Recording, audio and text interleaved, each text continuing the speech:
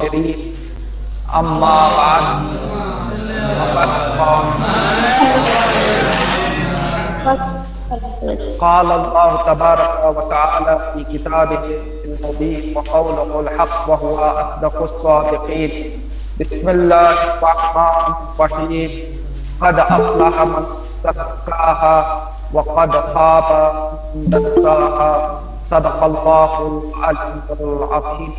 معزز ناظرین و ناظرات، میں سب سے پہلے آپ سبھی حضرات کی خدمت میں ماہ شعبان المعظم کی آمد پر صبری کو تہنیت پیش کرتا ہوں اور خداوند عالم سے دعا گو ہوں کہ انشاءاللہ خداوند عالم بطفیل محمود جو اس عظیم مہینے میں دنیا میں آئے ہیں، ہم سب کو قرآن اور اہل بیت کے بتائے ہوئے راستے پر چلنے کی توفیق مرحمت فرمائے۔ آج کے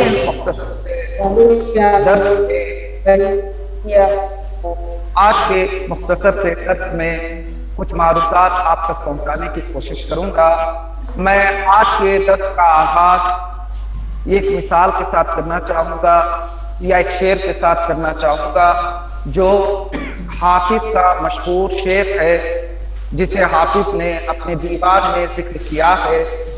کسی نے حافظ سے پوچھا کہ بتاؤ خداوند عالم نے 1,24,000 انبیاء کس لیے بھیجے ہیں؟ تو حافظ نے اپنے اس شعر میں انبیاء کی بعثت کا مقصد بتایا ہے، اور یہ تحریر جو کیا ہے کہ انبیاء کی بعثت کا مقصد یہ ہے۔ انبیاء کہتے ہیں کہ حکیمی طبیبی ز بغداد رسیدی، ہم حکیم ہیں، ہم طبیب ہیں جو بغداد سے آئے ہوئے۔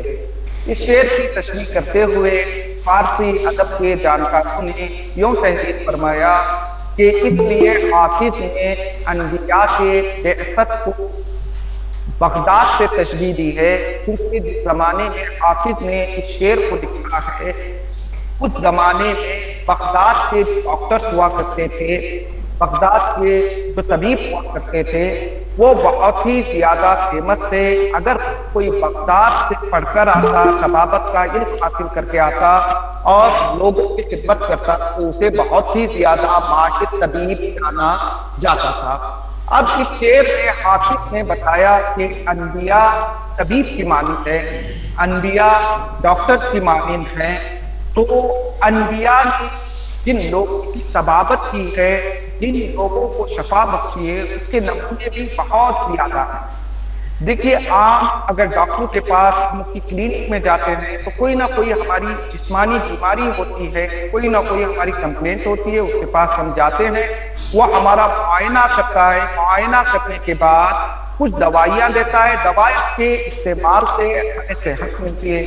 اگر حافظ اپنے شعر میں یہ کہہ رہے ہیں کہ انبیاء طبیب ہیں، تو کون سی بیماری ہے جس کا علاج انبیاء کیا کرتے تھے؟ اگر خلاصتاً کہیں تو انبیاء جو بھی مریض کے پاس جاتا ایک ہی نسخہ لوگوں کے حوالے کرتے، اور ہر ایک آدمی کی بیماری بھی ایک ہی ہوا کرتی تھی۔ اس بیماری کا نام رنج و غم ہے، اور اسی بیماری کے علاج کے لیے خداوند عالم نے 1,24,000 انبیاء کو مبعوث کیا۔ انبیاء جب بھی کوئی مریض کے قریب آتا وہ رنج غم کے فلسفے کو اور اس کی فلسفی کو مریض کے سامنے پیش کرتے۔ جب مریض کو پتہ چل جاتا کہ یہ رنج و غم جو میری زندگی میں داخل ہوئے ہیں وہ یوں ہی بیکار نہیں ہے، بلکہ اس کے پیچھے کوئی نہ کوئی فلسفہ ہے، تو پھر وہ مریض فوراً صحت یاب ہو جاتا۔ انبیاء ہمیں سمجھاتے تھے کہ دیکھو یہ جو رنج و غم اور پرابلمز جو تمہاری زندگی میں آئے ہیں اس کی کوئی نہ کوئی خاص وجہ ہے، کوئی نہ کوئی فلسفہ ہے۔ خداوند عالم نے بغیر فلسفے کے تمہاری زندگی میں پرابلمز کو نہیں بھیجا۔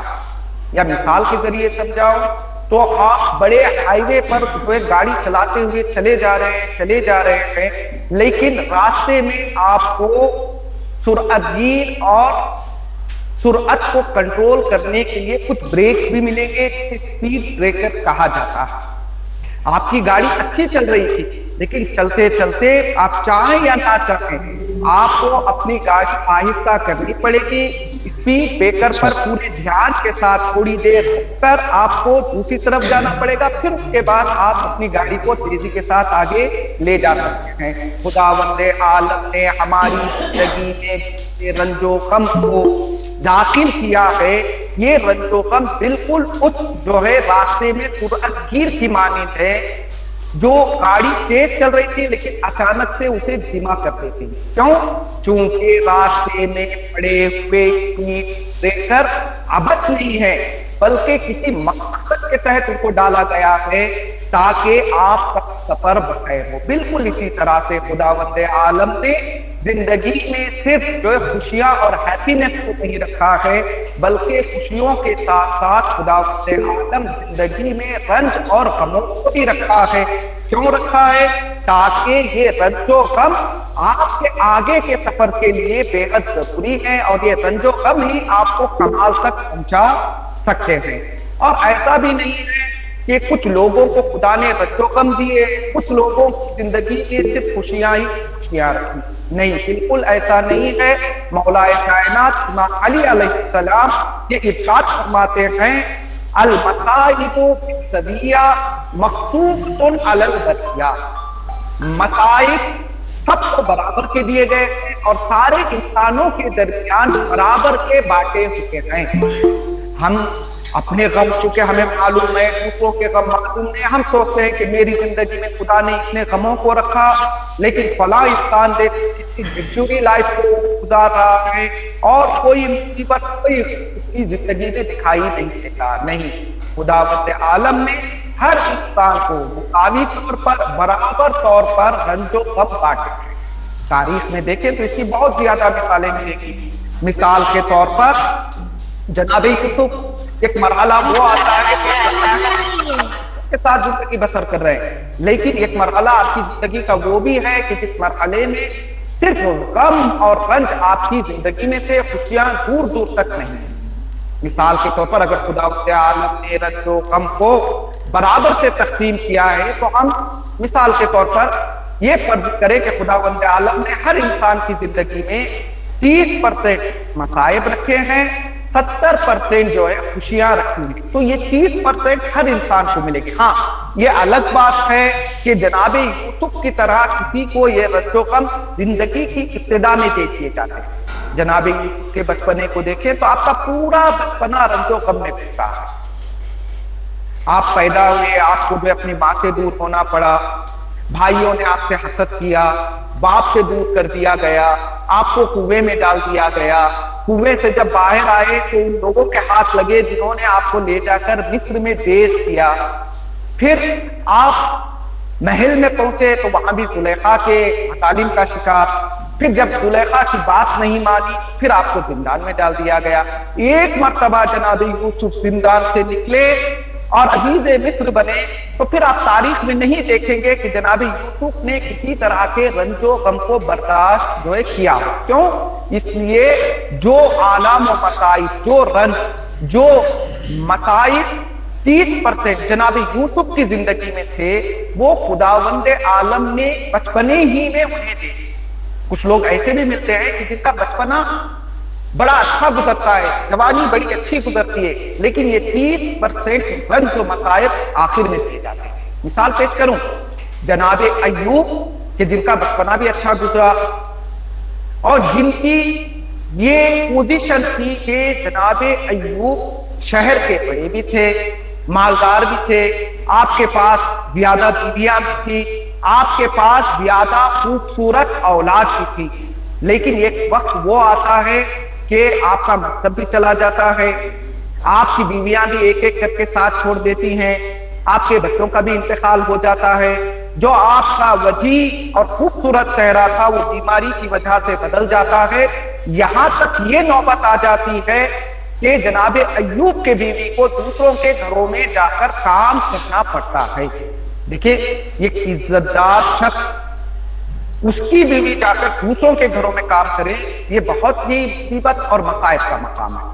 تو حضرت یوسف کے 30% جو رنج و غم تھے وہ آپ کو آپ کے بچپنے میں دے دیے گئے، اور حضرت ایوب کے جو 30% رنج و آلام تھے وہ آپ کی زندگی کے آخری مرحلے میں دیے گئے، یا کبھی کبھی ایسا بھی ہوتا ہے کہ خداوند عالم اس کو ڈیوائڈ کر دیتا ہے۔ زندگی میں پہلا مرحلہ خوشی کا آتا ہے، خوشیاں چلتی رہتی ہے، پھر ایک مرحلہ غم کا آتا ہے، پھر انسان اسے بھول جاتا ہے، پھر آگے بڑھتا ہے، تو آگے چلتے چلتے پھر ایک مرحلہ اس چیز کا آتا ہے، انسان کی زندگی میں دکھ اور آلام کا آتا ہے۔ تو پتا چلا ہر انسان کو برابر کے مصائب، برابر کے آلام تقسیم کیے گئے ہیں۔ یہ الگ بات ہے کہ کسی کو ابتدائی زندگی میں دے دیے جاتے ہیں، کسی کو آخری زندگی میں، اور کسی کے مصائب کو ڈیوائڈ کر دیا جاتا ہے، جیسے ہمارے پیغمبر اسلام کے ساتھ ہوا کہ آپ کی زندگی میں مصائب کو ڈیوائڈ جو ہے کر دیا گیا تھا۔ تو ہمیں یہ سوچ لینا چاہیے یہ جو رنج و آلام ہیں، یہ جو مصائب ہیں، یہ سب کو برابر کے ملے ہیں۔ کسی کو شروع میں دے دیے جاتے ہیں، کسی کو آخر میں دیے جاتے ہیں، اور کسی کے لیے ڈیوائڈ جو ہے کر دیا جاتا ہے۔ اور انبیاء اسی لیے آئے تھے تاکہ آ کر آپ کو یہ رنج و الم کا فلسفہ بتائے کہ دیکھو یہ جو رنج، یہ جو پرابلمز تمہاری زندگی میں کریٹ ہو رہے ہیں، یہ تم اکیلے نہیں ہو، بلکہ یہ سنت الہی ہے کہ خداوند عالم نے کچھ مقدار میں ہم آلام مصائب کو سب کے درمیان تقسیم کیا۔ ہاں، روایتوں میں ملتا ہے اور دعاؤں کی کتابوں میں دعائیں بھی موجود ہیں۔ اگر انسان چاہتا ہے کہ اس کے سارے مصائب ابھی آ جائے، بعد کی زندگی بڑی آسانی سے گزرے، تو کچھ دعائیں منقول ہیں۔ اگر ان دعاؤں کو انسان زیادہ سے زیادہ پڑھے گا تو اس کی جتنی مصیبتیں ہیں وہ ابھی آ جائیں۔ اور کچھ ایسی دعائیں بھی ہیں منقول کہ جن کو انسان پڑھے گا تو اس کی مصیبتیں آخری زندگی میں آئیں۔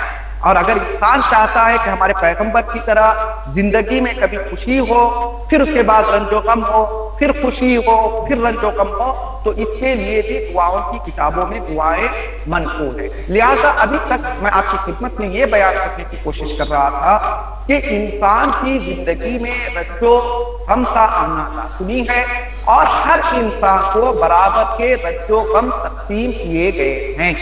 اب یہ الگ بات ہے کہ کچھ رنج و غم تقدیری ہوتے ہیں، کچھ رنج و غم تقدیری ہوتے ہیں۔ کچھ رنج و غم ایسے ہیں جو ہم چاہیں نہ چاہیں وہ جو ہے ان کا سامنا ہمیں کرنا ہی پڑے گا، لیکن کچھ رنج و غم ایسے ہیں کہ جو خدا کی طرف سے نہیں ہیں، بلکہ انسان نے اپنے غلط اعمال کی وجہ سے انہیں دعوت دی ہے۔ اب وہ جو ہم دعاؤں میں پڑھتے ہیں کہ خدا ہمیں رنج و غم سے دور فرما، وہ تقدیری رنج و غم سے انسان کے لیے چھٹکارا نہیں، وہ تو آئیں گے ہی آئیں گے۔ لیکن یہ جو دعاؤں میں کہا گیا ہے کہ آپ دعا کیجئے، فلاں دعا پڑھیں گے تو آپ سے فلاں مصیبت دور ہوگی، یہ وہ تقدیری بلائیں ہیں جو انسان اپنے اعمال کی وجہ سے جن کو دعوت دیتا ہے۔ اب میں نے کہا پیغمبر طبیب ہیں، بیماری رنج و غم ہے، اور پیغمبر آئے ہیں اس بیماری کو دور کرنے کے لیے۔ اگر ہماری بیماری رنج و غم ہے تو پیغمبر کا وہ کون سا نسخہ ہے، وہ کون سا پرسکرپشن ہے جس پر عمل کرنے سے ہم اس بیماری سے نجات حاصل کر سکتے ہیں۔ تمام انبیاء الہی نے جتنے مریض کی آپ کی خدمت میں آئے سب کو ایک ہی پرسکرپشن لکھا، ایک ہی نسخہ دیا، کہا کہ اگر اس نسخے پر عمل کرو گے تو تم رنج و غم سے دور رہو گے۔ وہ نسخہ کیا ہے؟ تمام اولیاء، تمام اوصیاء، تمام انبیاء نے ایک ہی نسخہ دیا، کہا کہ اگر چاہتے ہو کہ تمہاری زندگی میں تقدیری رنج و غم وارد نہ ہو تو تمہارے لیے ایک ہی نسخہ ہے۔ وہ نسخہ یہ ہے کہ تم جتنا دوسروں کے رنج و غم کو دور کرو گے اتنا ہی تمہاری زندگی سے رنج و غم دور ہوتے چلے جائیں۔ لہذا اگر ہم چاہتے ہیں کہ ہماری زندگی سے رنج و غم دور ہو جائے تو پھر ہمیں چاہیے کہ ہم زندگی میں تلاش کریں کہ دوسروں کے رنج و آلام کیا ہیں۔ جتنا ہم دوسروں کے پرابلمز کو سالو کرنے کی کوشش کریں گے اتنا خداوند عالم ہمیں پرابلم سے دور رکھے گا۔ تاریخ میں اس کے بہت زیادہ نمونے ملتے ہیں، میں 2 نمونے پیش کروں گا بہت جلدی اور اپنی بات کو آگے بڑھانے کی کوشش کروں گا۔ کتابوں میں ملتا ہے کہ ایک جگہ پر ایک غلام رہا کرتا تھا، غلام سے آقا نے کہا کہ جاؤ بازار جانے کے بعد مٹی کا برتن خرید کر لے آنا۔ یہ غلام بازار جاتا ہے، مٹی کا برتن خریدتا ہے۔ جب یہ گھر واپس لوٹ رہا تھا تو راستے میں مٹی کا برتن اس کے ہاتھ سے نیچے گر جاتا ہے اور وہ ٹوٹ جاتا ہے۔ ادھر برتن کا کیا ٹوٹنا تھا، یہ دھاڑے مار مار کے رونے لگتا ہے۔ بازار میں اتنے لوگ تھے، سب جمع ہو گئے، اس سے پوچھنے لگے تمہارے رونے کا سبب کیا ہے، کیوں تم رو رہے ہو؟ تو اس شخص نے بتایا کہ میرا مالک بہت سخت انسان ہے، اس نے کچھ پیسے دیے تھے اور مجھ سے کہا تھا کہ بازار جاؤ، بازار سے ایک مٹی کا گھڑا خرید کر لے آؤ۔ میں مٹی کا برتن خرید کے واپس جا رہا تھا، میرے ہاتھ سے برتن چھوٹا اور یہ ٹوٹ گیا، اب میں کیسے گھر جاؤں؟ لوگ اس کی بات تو سن ہی رہے تھے کہ ایک شخص وہاں سے گزرتا ہے، وہ اس کے قریب آتا ہے، کہتا ہے کہ اگر مٹی کا برتن ٹوٹ گیا تو اس میں رونے کی کوئی بات نہیں، تم ایک کام کرو، جتنے مٹی کے ٹکڑے زمین پر بکھرے ہوئے ہیں سب کو ایک بوریے میں ڈالو اور میرے ساتھ چلو۔ یہ مٹی کے ٹکڑوں کو اس بوریے میں رکھتا ہے اور اس کے ساتھ سو لیتا ہے۔ اب یہ شخص اس غلام کو لے کر ایک شخص کے پاس جاتا ہے، کہتا ہے کہ یہاں وہ مٹی کے ٹکڑے جمع کر دو اور نیا برتن لے لو۔ لوگوں نے اس سے پوچھا کہ اگر مٹی کا برتن دینا ہوتا تو ایسے ہی دے دیتے، وہ ٹوٹے ہوئے بکھرے ہوئے ٹکڑوں کو لانے کے لیے کیوں کہا؟ تو وہ شخص کہتا ہے کہ کچھ سال پہلے اسی شہر میں ایک شخص رہا کرتا تھا، اس شخص نے یہ ولی خدا سے پوچھا کہ آپ میرے لیے کچھ نصیحت کیجئے، تو ولی خدا نے اس شخص کو یہ وصیت کی تھی کہ اگر چاہتے ہو کہ تمہاری زندگی سے رنج و غم اور پرابلم دور ہو جائے تو کوشش کرو کہ تم زندگی میں دوسروں کی پرابلمز کو سالو کرو، اور پرابلمز جو ہے کئی طرح کے ہوتے ہیں۔ تو یہ شخص کہتا ہے کہ اس شخص نے ولی خدا کی بات کو سننے کے بعد گھر آتا ہے، اپنا کچھ مال خیری امور کے لیے معین کرتا ہے، اسی میں تحریر فرماتا ہے کہ میرے مال کا فلاں حصہ صرف اور صرف ان غلاموں کے لیے ہے کہ جن کے مالک برتن خریدنے کے لیے انہیں پیسہ دے اور ان کے ہاتھ سے برتن ٹوٹ جائے، یعنی آقا کی سختی سے بچانے کے لیے کچھ پیسہ انہوں نے معین کیا۔ وہ شخص کہتا ہے کہ اسی لیے تاکہ یہ معلوم ہو کہ غلام سے برتن ہی ٹوٹا ہے، اسی لیے میں نے کہا غلام سے ٹوٹے ہوئے برتن کے ٹکڑے بھی لے آؤ۔ دیکھیے، اگر ہم چاہتے ہیں کہ دوسرے کے یعنی ہم اپنے آپ کو مشکلات سے دور رکھیں تو ہمیں چاہیے کہ ہم دوسروں کے رنج و غم کو دور کریں۔ اور اسی حوالے سے دوسری بہت ہی مختصر داستان، پھر اس کے بعد میں انشاءاللہ 2-4 بات آپ کی خدمت میں پیش کرنے کی کوشش کروں گا۔ یہ کتاب ہے، کتاب کا نام ہے دارالسلام۔ اسے جو مفاتیح الجنان کے مؤلف ہیں شیخ عباس قمی، ان کے استاد حاجی عباس نوری نے تحریر فرمایا۔ کتاب کا نام دارالسلام ہے، اور کتاب کا جو مضمون ہے وہ یہ ہے کہ شیخ عباس قمی نے ان علماء کی داستان اس کتاب میں نقل کی ہے جو اس دنیا سے چلے گئے اور جانے کے بعد جنہوں نے آخرت کی داستانوں کو یہاں پر جو ان کے دوست وغیرہ اس دنیا میں تھے ان کو جو ہے بیان کیا ہے کہ آخرت سے ہمارے ساتھ کیا کیا ہوگا۔ تو شیخ عباس قمی کے استاد حاجی عباس نوری نے ایک کتاب لکھی دارالسلام۔ اس کتاب کے حوالے سے شیخ عباس قمی اپنی کتاب منازل الاخرہ میں اس سٹوری کو نریٹ کرتے ہیں اور کہتے ہیں کہ میرے استاد عباس قمی نے اپنی کتاب دارالسلام میں اس داستان کو نقل کیا ہے کہ ان کے ایک دوست رہا کرتے تھے کہ جن کا نام خلیل طہرانی تھا۔ یہ مدرسہ فیضیہ میں پڑھائی کر رہے تھے۔ جب یہ پڑھائی کر رہے تھے تو ایک مرحلہ وہ آیا کہ ان کے پاس پیسہ نہیں تھا۔ آج کل حوضات کے حالات بدل چکے ہیں، حوضات میں آپ کو آمادہ شدہ کھانا مل رہا ہے، آپ کو کپڑا مل رہا ہے، وقت پر ٹیچر آ رہا ہے۔ پرانے زمانے میں جو مدارس ہوا کرتے تھے، جو حوضات ہوا کرتے تھے، وہاں صرف طالب علم پڑھنے کے لیے جاتا تھا، اسے اپنا کپڑا بھی خود دھونا پڑتا تھا، اس کا کھانا بھی خود پکانا پڑتا تھا، اور جو شہریہ دیا جاتا تھا وہ شہریہ ان کے کھانے کے لیے بھی کافی نہیں ہوا کرتا تھا۔ کافی سخت مرحلہ تھا۔ اس زمانے میں شیخ خلیل طہرانی جو ہے مدرسہ فیضیہ میں تعلیم حاصل کر رہے تھے، وہ کہتے ہیں کہ سردی کا موسم تھا اور میرے پاس بخاری جلانے کے لیے پیسے نہیں تھے کہ میں جاؤں تیل خرید کے لاؤں اور بخاری روشن کروں۔ وہ کہتے ہیں بڑی مشکل سے میرے پاس کچھ پیسہ آیا، میں نے سوچا کہ اس پیسے سے میں کچھ جو ہے کھانے کے لیے چیزیں خرید لیتا ہوں اور کچھ پیسے سے میں تیل خرید لیتا ہوں تاکہ بخاری روشن ہو جائے اور مجھے بھوک سے بھی نجات مل جائے اور مجھے سردی سے بھی نجات مل جائے۔ یہ نیت کر کے وہ کہتے ہیں کہ میں مدرسہ فیضیہ سے نکلا، حرم بی بی معصومہ سلام اللہ علیہا کے قریب پہنچا تھا، میں نے دیکھا کہ سردی کے ایام ہیں اور یہ خاتون اپنے 2 بچوں کو لے کر حرم کے باہر رکی ہوئی ہے۔ میں ان کے قریب جو ہے جاتا ہوں، جا کر میں نے ان سے سوال کیا کہ سردی کا موسم ہے اور آپ ایسے جو ہے خراب موسم میں 2 چھوٹے چھوٹے بچوں کو لے کر آپ یہاں پہ بیٹھی ہوئی ہیں، مجھے ڈر ہے کہ کہیں بچے بیمار نہ ہو جائیں، آپ اپنے گھر کیوں نہیں چلی جاتی؟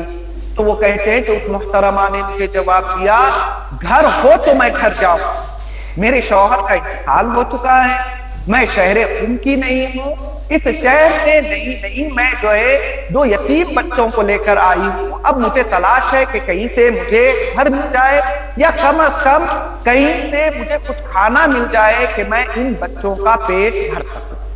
شیخ خلیل طہرانی خود بھوکے ہیں، خود جو ہے بخاری جلانے کے لیے پیسے نہیں ہیں اور طالب علم بھی ہے، اور آپ کو پتا ہے طالب علم کے لیے کتنا سخت مرحلہ ہوتا ہے کہ وہ خود کئی دنوں کا بھوکا ہے، خود سردی سے پریشان ہے اور یہ طالب علم جائے اور دوسروں کی مدد کرے۔ شیخ خلیل طہرانی کہتے ہیں کہ میں نے کچھ نہیں سوچا، فوراً اس محترمہ اور اس کے بچوں سے کہا کہ میرے ساتھ آؤ۔ میں ایک مسافر خانے میں ان کو لے گیا، میں نے وہاں کا کرایہ پوچھا تو انہوں نے کرایہ زیادہ بتایا۔ میں نے کہا کہ میرے پاس ابھی اتنا ہی پیسہ ہے، یہ پیسہ آپ لے لیجئے اور اس محترمہ کو آپ کے مسافر خانے میں رہنے کی اجازت دیجئے، انشاءاللہ کل صبح میں باقی کا پیسہ لا کر جمع کروا دوں گا۔ اب یہ کہہ کر خود بھوکے تھے، بھوکے ہی رہ گئے اور بخاری کا تیل بھی نہیں خریدا ہے اور ان کے پاس ایکسٹرا پیسہ بھی نہیں ہے، صرف انہوں نے وعدہ کر دیا کہ انشاءاللہ کل صبح میں پیسہ لا کر جمع جو ہے کروا دوں گا۔ اب یہ کہہ کر اس خاتون کو اور اس کے بچوں کو اس مسافر خانے میں چھوڑتے ہیں اور وہاں سے نکل کر مدرسہ آ جاتے ہیں۔ اب انہیں اپنے بھوک کی فکر نہیں ہے، لیکن بار بار مسافر خانے کی بات یاد آ رہی ہے کہ صبح جا کر مجھے پیسہ جمع کروانا ہے تو میں پیسہ کہاں سے لاؤں گا؟ اب یہ کہتے ہیں کیونکہ پرانے زمانے میں لائٹ وغیرہ نہیں تھی، چراغ جلا کرتے تھے، سارے طالب علم اپنے اپنے کمروں کے چراغ بجھا کر سو گئے۔ ان کے کمرے کا چراغ جو جل رہا تھا کیونکہ پریشان تھے اور کمرے ہی میں ٹہل رہے تھے اور یہ سوچ رہے تھے کہ جب جو ہے صبح ہوگی تو میں پیسہ کہاں سے لاؤں گا۔ اب یہ کہتے ہیں کہ میں اسی فکر میں اپنے کمرے میں چہل قدمی کر رہا تھا کہ ایک شخص میرے کمرے کے قریب آتا ہے، کہتا ہے کہ کیا آپ مولانا ہیں؟ تو یہ حاجی خلیل طہرانی شخص سے پوچھتے ہیں کہ بھائی ہاں میں مولانا تو نہیں، میں طالب علم ہوں، آپ یہاں کیوں آئے ہیں؟ تو وہ شخص کہتا ہے کہ مجھے کچھ ضروری کام تھا، میں نے دیکھا سارے کمروں کے چراغ بجھے ہوئے ہیں، آپ کے کمرے کا چراغ روشن تھا تو میں نے سوچا کہ آپ جگ رہے ہوں گے۔ بعد میں انہوں نے پوچھا بتاؤ آپ کیوں آئے ہیں؟ تو آنے والا شخص بتاتا ہے کہ میرا ایک جوان بیٹا ہے، وہ کافی بیمار ہے، سارے طبیبوں نے سارے ڈاکٹرز نے جواب دے دیا ہے، اب آخری راستہ جو بچا ہے وہ دعا کا راستہ ہے، اور میں کوئی نارمل اور معمولی آدمی بھی نہیں ہوں بلکہ تہران کا بہت بڑا بزنس مین ہوں، بیٹے کی بیماری نے مجھے آپ کے مدرسے تک پہنچایا ہے، اب ایک ہی راستہ ہے، آپ مولانا ہیں، آپ طالب علم ہیں، آپ کچھ ایسی دعا پڑھ کے دیجئے جس کی وجہ سے میرے بیٹے کو صحت مل جائے۔ اب یہ کہتے ہیں میں تو طالب علم تھا، مجھے نہ کوئی دعا آتی تھی نہ کوئی عمل آتا تھا، اب میں نے سوچا کیونکہ بیچارہ بڑے یقین کے ساتھ آیا ہے اور رات کا وقت بھی ہے، کوئی دوسرا جاگ بھی نہیں رہا ہے، تو یہ کہتے میں نے پانی لیا، پانی لے کر چونکہ 40 مرتبہ سورہ الحمد تو مجھے آتا تھا، 40 مرتبہ سورہ جو ہے حمد کو میں نے پڑھا اور وہ پانی اس کے حوالے کر دیا، کہا جاؤ انشاءاللہ شفا ملے گی۔ اب میں یہ دیکھ کر سو گیا، میں نے جو ہے خود یقین نہیں تھا کہ عمل ہوگا یا نہیں ہوگا، لیکن جیسے ہی میں نماز صبح پڑھ رہا تھا وہ فوراً ایک پیسے کا بکسا لے کر میرے پاس آتا ہے، کہتا ہے کہ جو کام بڑے بڑے ڈاکٹرز نے انجام نہیں دیے وہ آپ کے پانی نے انجام دیا ہے۔ جیسے ہی میں نے پانی کو اپنے بیٹے کے چہرے پر ملا، اس کی پوری بیماری دور ہو گئی اور وہ ہوش میں آ گیا۔ لہذا میں یہ پیسہ آپ کی خدمت میں دینا چاہتا ہوں۔ تو یہ شیخ کہتے ہیں، یہ مولانا کہتے ہیں مجھے پیسے کی ضرورت نہیں، میں نے تو ایسے ہی پڑھ کے دیا تھا۔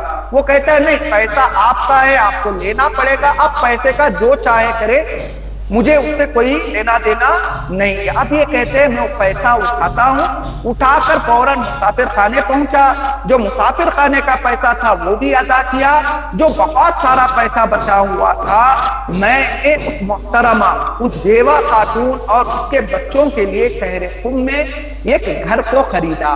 کہا کہ یہ جو پیسہ ملا ہے وہ مجھے میری وجہ سے نہیں ملا ہے، بلکہ میں نے آپ کی مشکل کو دور کیا تو خداوند عالم نے میرے لیے آسانیوں کو فراہم کیا۔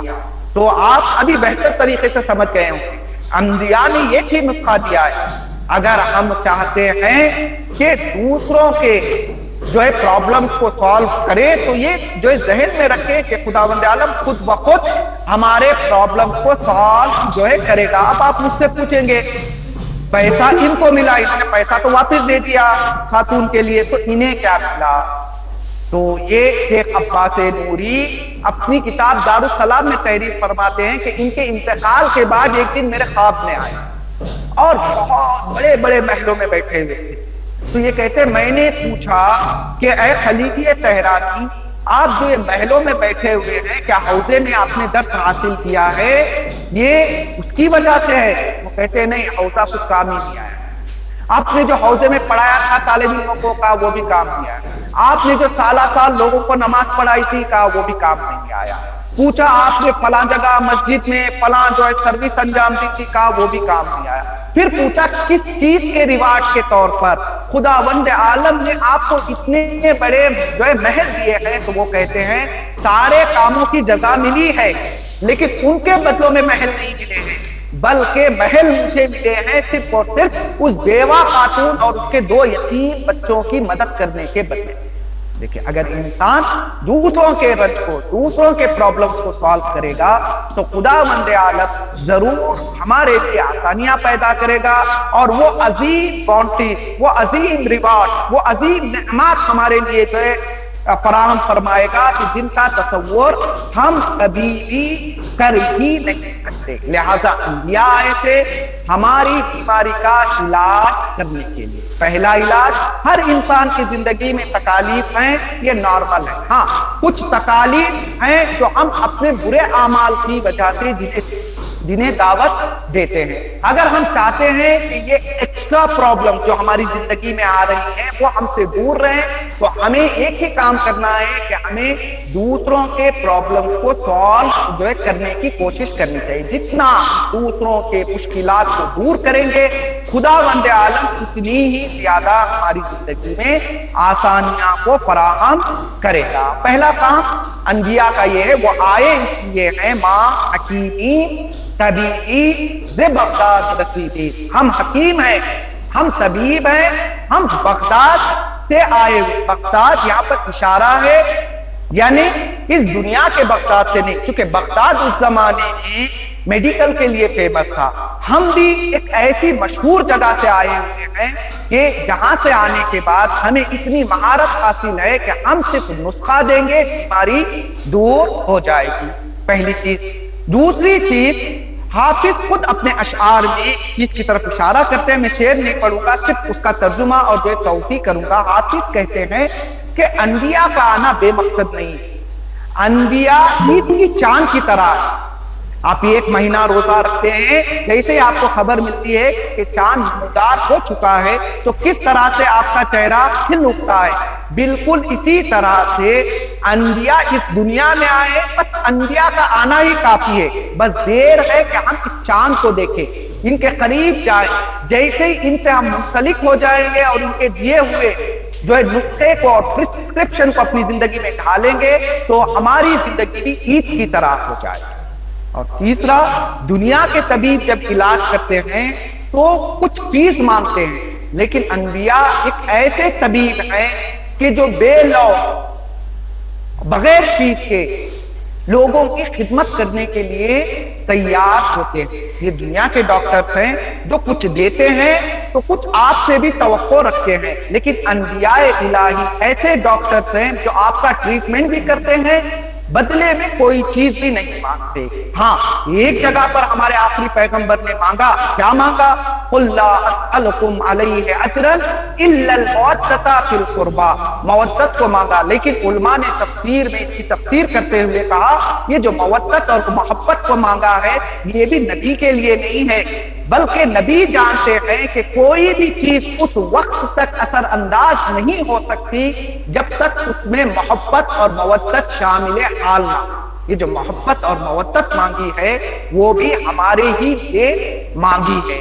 دیکھیے مثال کے طور پر آپ باہر ریسٹورنٹ میں جا کر بھی کھانا کھاتے ہیں، ہو سکتا ہے ریسٹورنٹ میں بڑا مہنگا کھانا ہو، بڑے اچھی طرح سے سجایا ہوا ہو، لیکن اس جو ہے آپ ریسٹورنٹ کے کھانے کو اگر کمپیئر کریں گے آپ کے ماں کے ہاتھ کے سادے کھانے کو، تو انسان سے پوچھا جائے کون سا کھانا اچھا ہے تو وہ کہے گا کہ ماں کے ہاتھ کا کھانا اچھا ہے۔ کیوں بھائی؟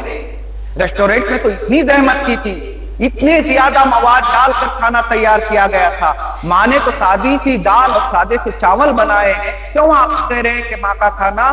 چونکہ ماں کے کھانے میں محبت ملی ہوئی ہے، جس جو چیز میں بھی محبت شامل ہو جاتی ہے تو پھر اس کی قیمت کو بڑھا دیتی ہے۔ اسی لیے شب عاشور امام حسین علیہ السلام نے جب فوج اشقیاء سے مہلت مانگی تھی تو یہ نہیں کہا تھا کہ مجھے نماز پڑھنے کے لیے مہلت دو، بلکہ کہا تھا تم جانتے ہو کہ میں نماز کو کتنا پسند جو ہے کرتا ہوں، مجھے نماز سے کتنی زیادہ محبت ہے۔ اسی لیے تاریخ میں بہت زیادہ جو ہے نمونے ملتے ہیں۔ ایک عالم دین ہے کہ جن کا نام مرحوم آقا خانساری ہے، ان کی ایج 90 سال کی ہو گئی تھی، لیکن 90 سال کی عمر میں انہوں نے کہا کہ میں پوری نمازوں کو دوبارہ پڑھوں۔ ان سے پوچھا گیا آقا آپ تو بوڑھے ہو چکے ہیں، پوری نمازیں تو آپ نے پڑھ لی ہے۔ کہا کہ میں نے نمازیں پڑھی ہے لیکن خدا کے نزدیک وہ عمل قبول ہوگا کہ جس میں محبت شامل ہو، لہذا میں چاہتا ہوں کہ ایک مرتبہ محبت کو شامل کر کے پورے 90 سال کی نمازیں پڑھوں، تاکہ روز قیامت کہیں ایسا نہ ہو کہ میں سمجھوں کہ میرے نام اعمال میں 90 سال کی نمازیں ہیں اور جب میں وہاں پہنچوں تو مجھے پتا چلے کہ میرے جو ہے نام اعمال میں کچھ باقی ہی نہیں ہے، کیونکہ دامن وقت میں گنجائش نہیں۔ بڑی جلدی دو باتیں پھر آپ کی ذہنت تمام۔ چوتھی چیز یہ ہے کہ دنیا کے ڈاکٹر جو ہے ہو سکتا ہے کہ لالچی ہو، لیکن انبیاء الہی پاک ہے، ہر طرح کی لالچ سے دور ہے۔ آپ دنیا میں جائیں گے، آپ کو بخار ہے، کبھی کبھی ہو سکتا ہے کہ آپ کو ٹیسٹ کی ضرورت نہیں ہے، لیکن ڈاکٹر لکھے گا لیب جاؤ، بلڈ جو ہے ٹیسٹ کروا کے آؤ، جب تک ٹیسٹ نہیں ہوگا تب تک ہم بتا نہیں سکتے۔ لیکن انبیاء الہی دنیا کے ڈاکٹرز جیسے نہیں ہے، وہ آپ کو ایک نظر دیکھیں گے تو سارا آپ کا پورا اسکین کر لیں گے اور اسی وقت بتا دیں گے کہ آپ کا مرض کیا ہے، اور اسی وقت فوراً کا بھی آپ کے حوالے کر دیں گے۔ اور پانچویں چیز، انبیاء الہی اس لیے آئے ہیں تاکہ ہماری زندگی میں ہماری عقل کو ہمارا حاکم بنائے۔ بس یہی میری آخری بات ہے۔ عام زندگی میں آپ کیا کرتے ہیں؟ ہم نے کہا فلاں چیز آپ نے کیوں خرید لی؟ کہا میرے دل نے چاہا۔ یعنی آپ کا حاکم آپ کی عقل نہیں ہے، یہاں پر آپ کا دل ہے۔ آپ نے کہا کہ فلاں جگہ آپ نے مکان کیوں لے لیا؟ کہا کہ میری بیوی بچوں نے کہا۔ یعنی آپ کا حاکم ابھی آپ کے بیوی بچے ہیں، آپ کی عقل نہیں۔ فلاں مدرسے میں جا کر آپ نے کیوں تعلیم حاصل کی؟ کہا کہ فلاں انسان نے کہا، یعنی فلاں انسان آپ کا حاکم ہو گیا۔ انبیاء اس لیے اس دنیا میں آئے ہیں تاکہ طرح طرح کے حاکموں سے آپ کو دور کرے اور آپ کی عقل کو آپ کا حاکم بنائے۔ دیکھیں خداوند عالم نے ہماری ہدایت کے لیے 3 چیزیں رکھی۔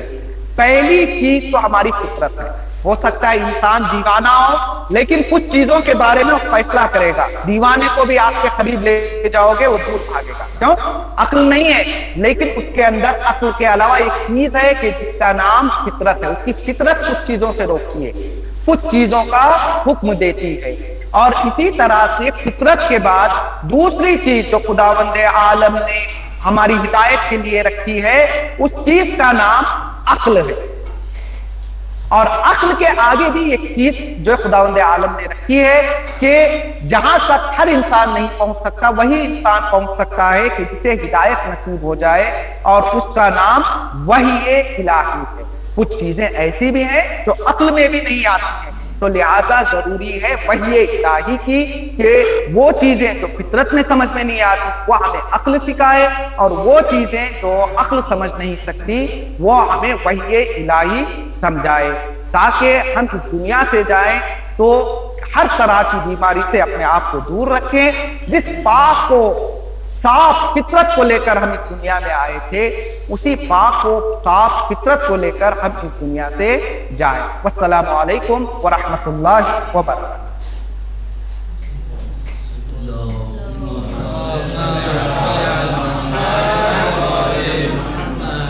अगर कोई सवाल है तो आप लोग अपने सवालात को पेश करें।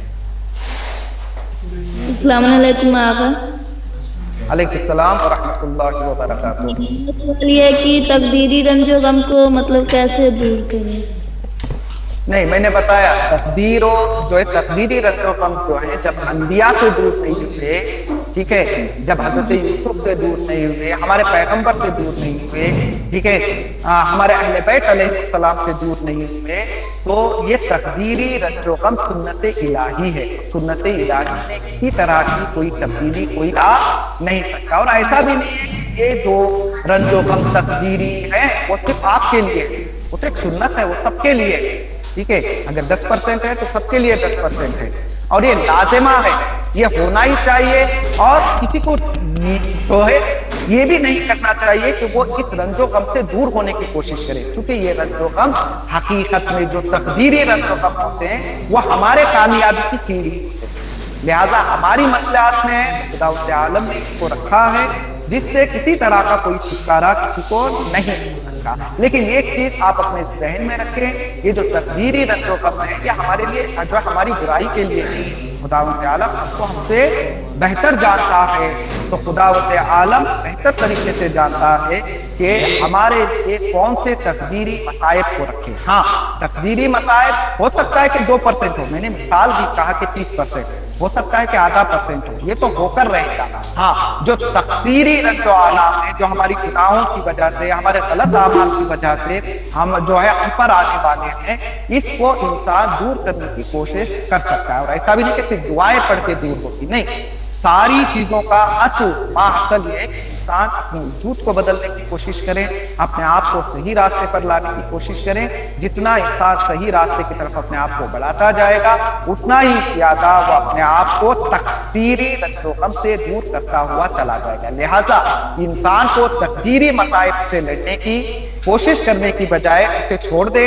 आपको चाहिए कि आप तकदीरी रंजो आलाम को दूर करने की कोशिश करें, और वो दूर उसी वक्त होंगे कि जब अपने आप को आप संभालेंगे। और जैसा कि मैंने दर्स में बताया, जितना आप दूसरों के प्रॉब्लम्स को सॉल्व करेंगे उतना ही ज्यादा आपके प्रॉब्लम्स की खुदावंद आलम सॉल्व करेंगे। जी मेहरीन अब्बास कुछ कहना चाह रही हैं तो कहिए, सवाल है आपका तो।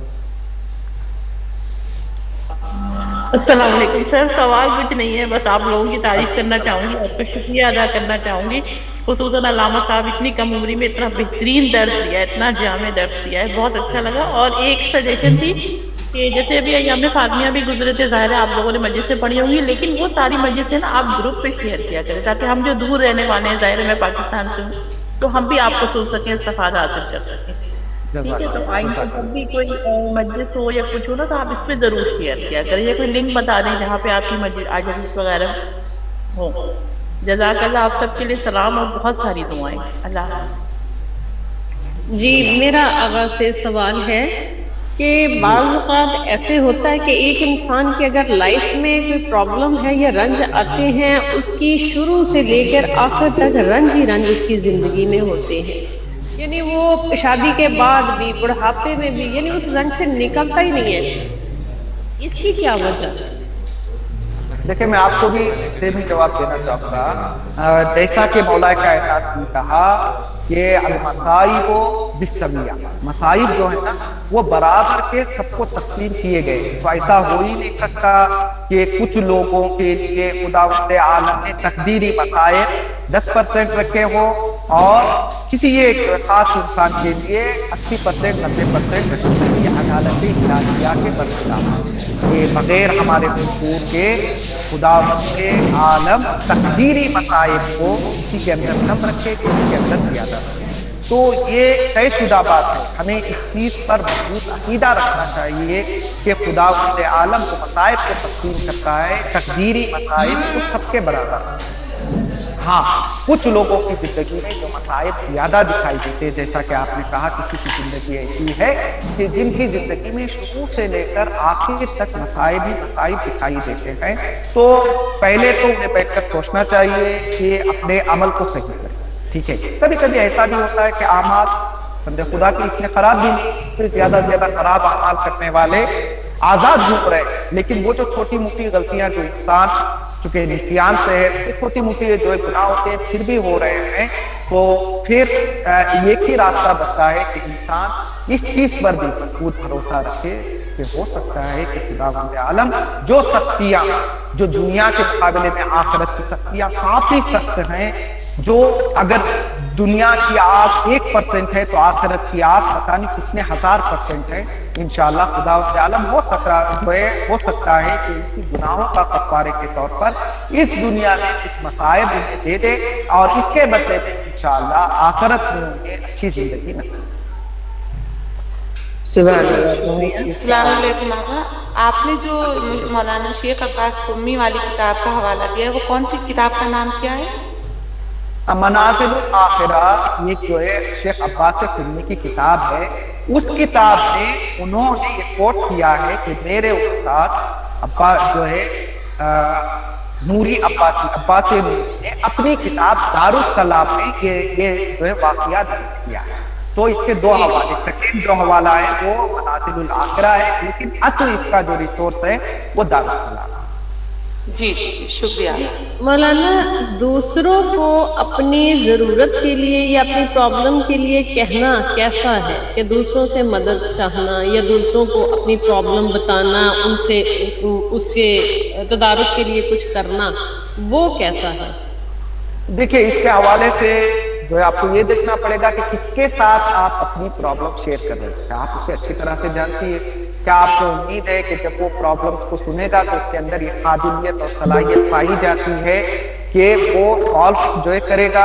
اور کچھ لوگ سالو جو ہے کرنے کی ایبلٹی رکھتے ہوئے بھی وہ لوگوں کی مدد کے لیے آگے نہیں بڑھتے. تو آپ چونکہ دور سے مجھ سے سوال کر رہے ہیں تو آپ کو یہ دیکھنا ہوگا کہ کس شخص کے ساتھ میں اپنے پرابلم کو شیئر کر رہے ہیں.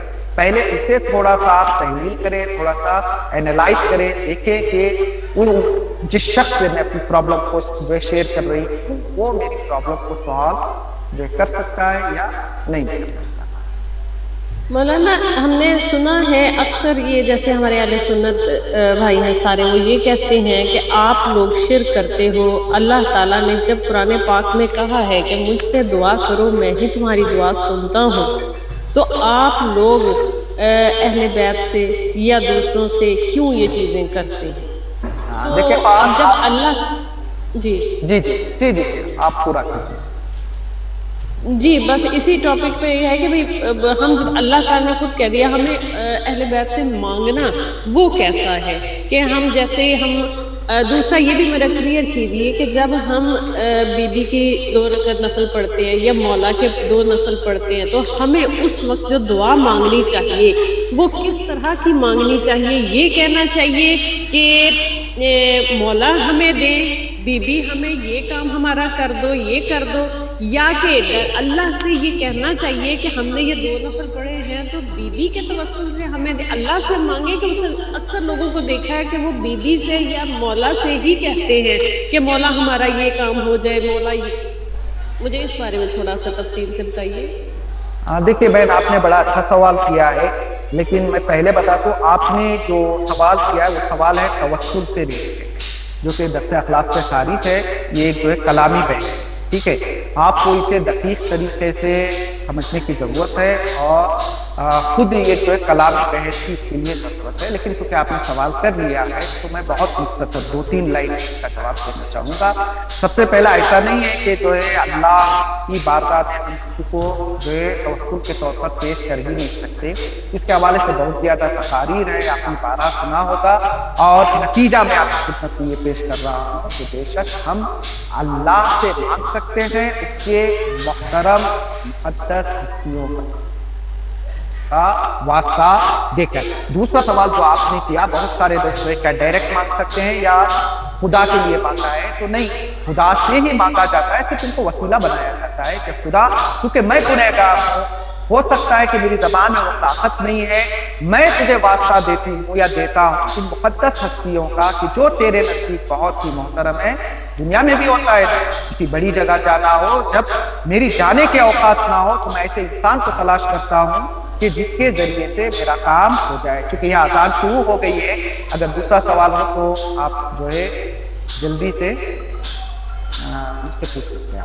میں انشاءاللہ اس کا جواب میں مولانا یاسین صاحب سے درخواست کرتا ہوں کہ کلامی کلاس میں بہن کو مفصل جواب دینے کی کوشش کریں۔ جی،